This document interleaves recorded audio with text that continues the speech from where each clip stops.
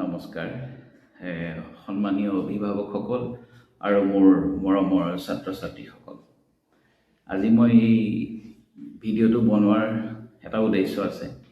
তো সেই উদ্দেশ্যখিনি ক'বৰ কাৰণে আপোনালোকৰ ওচৰত একচুৱেলি আহিলোঁ। এনেকুৱা উদ্দেশ্য আজি আমাৰ বাবে এটা খুব বিশেষ দিন, কিয়নো আজিৰ দিনটোৰ কাৰণে আমি আচলতে এটা মনত সপোন পুহি ৰাখিছিলোঁ আৰু সেই সপোনটো আজি আমাৰ আৰম্ভ হৈছে আৰু সপোনটো এদিন সফল ৰূপ পাব বুলি আমি আশাবাদী।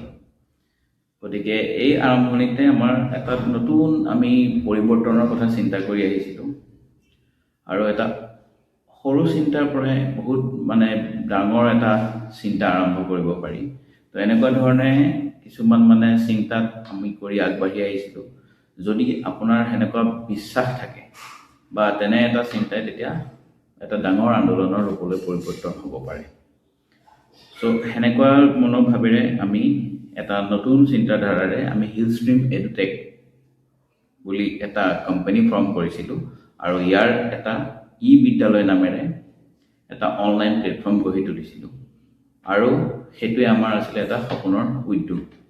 চ' বিদ্যালয় কি? বিদ্যালয়টো এনেকুৱা আমাৰ এটা অনলাইন কোচিং চেণ্টাৰ থকাৰ নিচিনাকৈ অনলাইন কোচিং প্লেটফৰ্ম।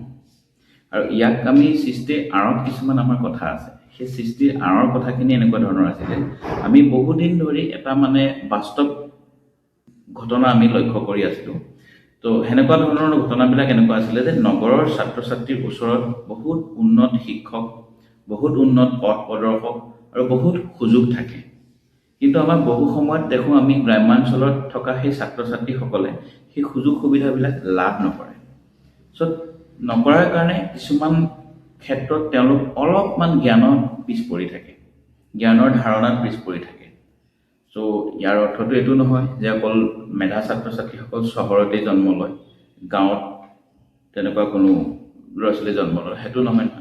তেনেকুৱা ধৰণৰ কোনোটো কথা নাই। গতিকে সপোন এটা সৃষ্টি হ'বৰ কাৰণে যিকোনো ঘৰ, যিকোনো চহৰ, যিকোনো গাঁৱত থাকিব পাৰে আৰু যিকোনো পৰিবাৰত থাকিব পাৰে, কাৰণ সপোন দেখাটো সকলোৰে এটা অধিকাৰ আৰু সেইকাৰণে সপোন দেখিবও লাগে। চ' এই বিশ্বাসৰ পৰা আমি হিলষ্ট্ৰীম এডুটেক কোম্পানী এতিয়া আমাৰ আৰম্ভ কৰিলোঁ। আমাৰ ইয়াৰ বেচিকেলি গোটেই কোম্পানীটোৰ আমাৰ এটা মিছন আছিল কি, যে গ্ৰাম্য অঞ্চলৰ ছাত্ৰ ছাত্ৰীৰ মাজত জ্ঞানৰ ব্যৱধানটো, চহৰৰ ছাত্ৰ ছাত্ৰীৰ লগত থকা সেই জ্ঞানৰ ব্যৱধানটো দূৰ কৰা। গতিকে সেনেকুৱা এটা উদ্দেশ্যৰে আমি আগবাঢ়িছিলোঁ আৰু আমাৰ ভিছন এটা আছিলে, যে ভিছনটো আছিলে যে এনে এটা শিক্ষা ব্যৱস্থা গঢ়ি তোলা য'ত প্ৰতিটো ছাত্ৰ ছাত্ৰী নিজৰ প্ৰতিভা প্ৰকাশ কৰাৰ বাবে সুযোগ লাভ কৰিব পাৰে। আৰু এনেকুৱা প্ৰতিভা প্ৰকাশ কৰাৰ কাৰণে তেওঁলোকে যিখিনি সুযোগ লাভ কৰে, মই একচুৱেলি পইণ্টছ ৱাইজ কিছুমান বস্তু মই লিখি লৈছিলোঁ। সেইটো কাৰণে মাজে মাজে মই অকণমান সেই পইণ্টকেইটা মই চাই লওঁ, যাতে আপোনালোকক কওঁতে মোৰ কোনো ধৰণৰ সেই পইণ্টবোৰ যাতে মিছ হৈ নাযায়। তো সেইটো কাৰণে মই মাজে মাজে অলপ পইণ্টকেইটা অলপ চকু এইফালে ফুৰাওঁ।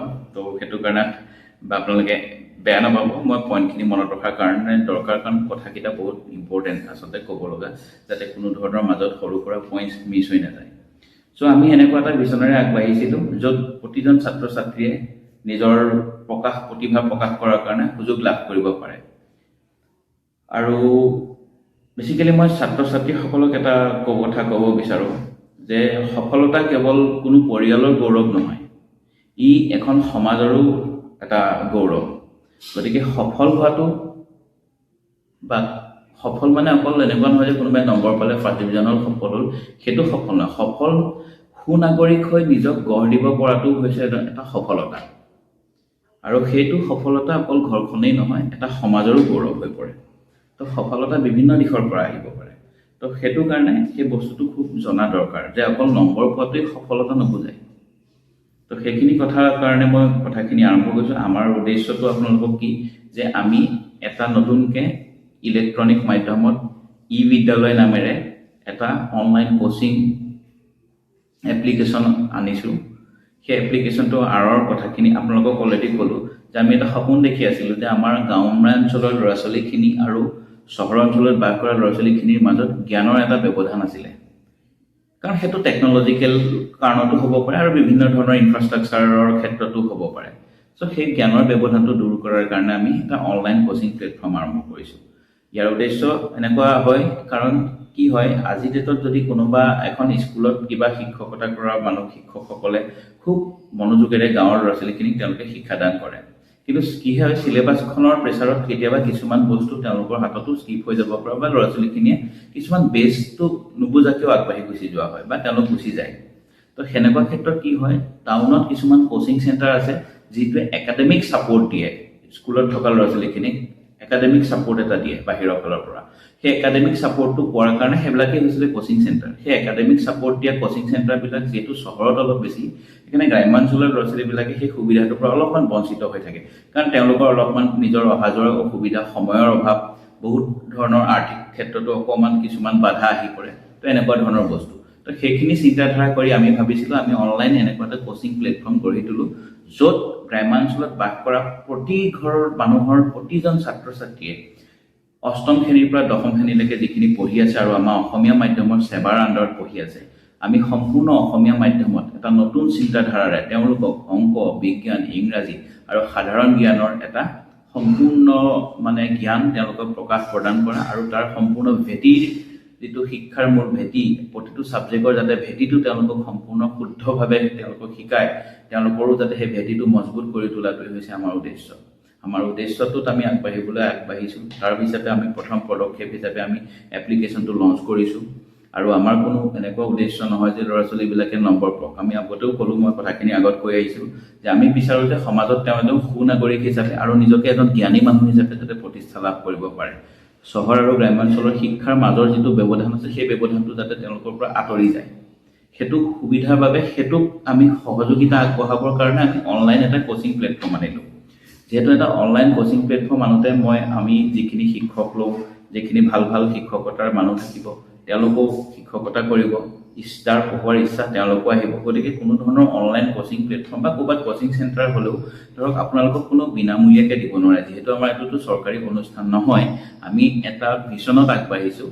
সেই ভিছনটোত আগবঢ়াৰ কাৰণে আমাক সামান্য এটা আৰ্থিক অনুদানৰ প্ৰয়োজন, অনুদান নহয় এটা আৰ্থিক অৰ্থৰ প্ৰয়োজন হয়, যিটো অৰ্থ আমি কোনো লাভালাভ বা কোনো ধৰণৰ লাভৰ কাৰণে আমি চিন্তা কৰা নাই। আমি বিচাৰিছোঁ যে ল'ৰা ছোৱালীখিনি সেই জ্ঞান পাওক, আৰু সেইটোৰ বিনিময়ত আমি এটা সামান্য তেওঁলোকৰ ফিজৰ ব্যৱস্থা কৰিবলৈ ওলাইছিলোঁ, যাতে সেই ফিজটো একদম মিনিমাম থাকিব, যিটো প্ৰতি ঘৰ গাঁৱৰ মানুহৰ দুখীয়া ল'ৰা ছোৱালীয়ে যাতে এফৰ্ড কৰিব পৰা এটা ফিজ। কাৰণ আজিকালি বিভিন্ন চৰকাৰেও সুবিধা দি আছে বহুত ক্ষেত্ৰত, গতিকে সেইটো এফৰ্ড কৰিব পৰা ফিজৰ ব্যৱধানটো এনেকুৱা থাকিব। আমি মাৰ্চ মাহৰ পৰা এনৰোলমেণ্ট আৰম্ভ কৰিম, তাক এডমিশ্যন 15 তাৰিখে আমি এটা পেপাৰৰ এডৰ যোগে দিম। তাৰ পৰা আমাৰ এনৰোলমেণ্টখিনি আৰম্ভ হ'ব, হৈ পেলাই আমি এপ্ৰিল মাহত এটা ট্ৰায়েল কোৰ্চটোৰ ট্ৰায়েল এটা দিম, ট্ৰায়েল কোচিং এটা দিম। সেই ট্ৰায়েল কোচিংটোৰ মাহটোৰ কাৰণে তাৰ ৰেট হ'ব মাত্ৰ 299 টকা। আৰু মে' মাহৰ পৰা সম্পূৰ্ণৰূপে যিটো ৰেগুলাৰ ধাৰাবাহিক ক্লাছ থাকিব, সেইখিনি সম্পূৰ্ণভাৱে চলিব, একদম ছেশ্যন শেষ হোৱালৈকে সেইখিনি চলিব। প্ৰতি মাহে মাত্ৰ 499 টকা। সেই সিমান সামান্য সুলভ মূল্যৰ ফিজটো লৈ আপোনালোকে সকলো ছাবজেক্ট পাব, আৰু সেইখিনি ছাবজেক্ট অংক, বিজ্ঞান, ইংৰাজী আৰু সাধাৰণ জ্ঞানৰ নলেজ, এইখিনি গোটেইখিনি পাই আপোনালোকে ল'ৰা ছোৱালীখিনি অলপ নিজক আগুৱাই তুলিব পাৰিব বা আগবঢ়াব পাৰিব। আৰু গোটেই অনলাইন কোচিংটো সম্পূৰ্ণৰূপে লাইভ কোচিং হ'ব, আৰু সেই লাইভ কোচিংখিনি ৰেকৰ্ডেড ভাৰ্চনত থাকি যাব, কিন্তু আপোনালোকে এনৰোল কৰিলেহে লাইভ কোচিংটো পাব। আৰু সেই লাইভ কোচিঙত সদায় পুৱা আৰু আবেলি এটা সময় আমি ৰুটিন বনাই ল'ম, সেইমতে আমি দিম, আৰু সেইটো হিচাপে ক্লাছ হ'ব। আৰু তেওঁলোকক অনলাইন লাইভ ক্লাছত থাকি তেওঁলোকে নিজৰ সেই কোচিংখিনি কৰিব পাৰিব, নিজৰ চেপ্টাৰ ৱাইজ তেওঁলোকে সমস্যাখিনি সমাধান হ'ব, আৰু তেওঁলোকে এটা লাইভ আপডেটেড ক্লাছ পাই থাকিব, তো কোচিং পাই থাকিব। যিটো তেওঁলোকৰ অভাৱ আছিল, সেইটো তেওঁলোকৰ সামান্য এটা সুলভ মূল্যতে দূৰ হৈ যাব। গতিকে সেনেকুৱা এটা ধৰণে আমি এই কমপ্লিট ই-বিদ্যালয়টো আৰম্ভ কৰিছিলোঁ। আৰু আপোনাক আগতেই কৈছোঁ যে আমাৰ লক্ষ্য হৈছে ছাত্ৰ ছাত্ৰীৰ মাজত কোনো ধৰণৰ নম্বৰৰ প্ৰতিযোগিতা সৃষ্টি কৰা নহয়। আমাৰ উদ্দেশ্যটো হৈছিলে যে তেওঁলোকৰ মাজত এটা জ্ঞানৰ প্ৰতিযোগিতা, আত্মবিশ্বাস আৰু ডাঙৰ সপোন দেখাৰ এটা সাহস সৃষ্টি কৰা। তো সেই সাহসটো সৃষ্টি কৰিবৰ কাৰণেহে আমি আগবাঢ়িছোঁ। আমি তেওঁলোকক এজন সুনাগৰিক হিচাপে গঢ়ি তোলাত গুৰুত্ব প্ৰদান কৰিছোঁ, আৰু তেওঁলোকৰ মাজত যাতে এটা জ্ঞানৰ প্ৰতিযোগিতা হয়, সেই জ্ঞানৰ প্ৰতিযোগিতাটো ল'বৰ কাৰণেহে আগবাঢ়িছোঁ। চ' আপোনালোকৰ এইটো ক্ষেত্ৰত অভিভাৱকসকলৰ আমাৰ সহায় সহযোগিতা আমি কামনা কৰিম।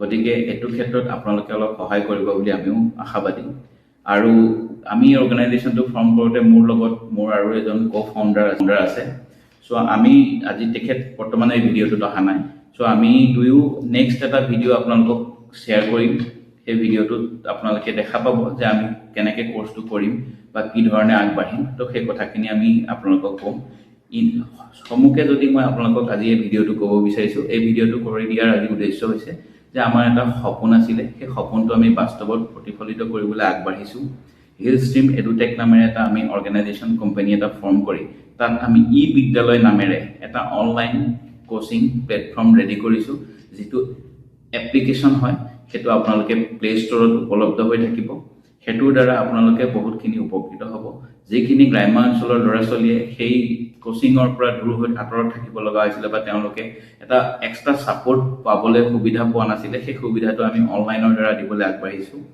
সদায় লাইভ ক্লাছেই থাকিব আৰু সুলভ মূল্যত আপোনালোকে সেইখিনি কোচিং পাব গতিকে হেতুকে লৈ আমি আগবাঢ়িবলৈ ওলাইছোঁ আপোনালোকে বিভিন্ন ধৰণৰ শিক্ষকৰ আৰু বিভিন্ন অভিজ্ঞতা সম্পন্ন ব্যক্তিৰ দ্বাৰা আমি আপোনালোকক সেই কোচিংখিনি দিম আপোনালোকৰ উপকৃত হ'ব বহুত সেই আমি আশাবাদী আৰু এটা ডাঙৰ সপোনেৰে আগবাঢ়িছোঁ সপোনটো ভৱিষ্যতে সফল হ'ব বুলি আমিও আশাবাদী অসমত যিটো আজি গ্ৰাম্য অঞ্চলৰ যিটো শিক্ষাৰ গেপ আছিলে বা ব্যৱধান সেই ব্যৱধানটো দূৰ হ'ব বুলি অলপমান আশা কৰিছোঁ অসমত আগন্তুক দিনত গ্ৰাম্য অঞ্চলৰ পৰা মেট্ৰিকৰ যিটো আমাৰ পাৰ্চেণ্টেজ আহিছিলে হয়তো 60 তলত যিটো পাৰ্চেণ্টেজ থাকে এই সুবিধাৰ দ্বাৰা আমি আশা কৰিছোঁ যে সেই পাৰ্চেণ্টেজটো এদিন নহয় এদিন আমি 80 পৰা 90% চোৱাব পাৰিম সেই বস্তু কাৰণে তেওঁলোকক ভেটিটো ষ্ট্ৰং কৰাৰ কাৰণে আমি আগবাঢ়িছোঁ আপোনালোকেও সহায় সহযোগিতা আগবঢ়াব আৰু এনেকুৱাকৈ আমি আগুৱাই গৈ থাকিম আৰু এটা সুস্থ সবল সমাজ তৈয়াৰ কৰি এটা ভাল মানে হিউমেন ৰিচোৰ্চ বুলি যাক কয় এজন ভাল মানৱ সম্পদ সৃষ্টি কৰাৰ উদ্দেশ্যৰে আগবাঢ়িছোঁ আপোনালোকেও সহায় কৰিব আৰু আপোনালোকৰ ল'ৰা ছোৱালীকো আপোনালোকে মানে সহযোগিতা আগবঢ়াব যাতে তেওঁলোকো এটা ভাল সৃষ্টিশীল মনৰ মানৱ হিচাপে নিজক গঢ়ি তুলিব পাৰে ভৱিষ্যতে ধন্যবাদ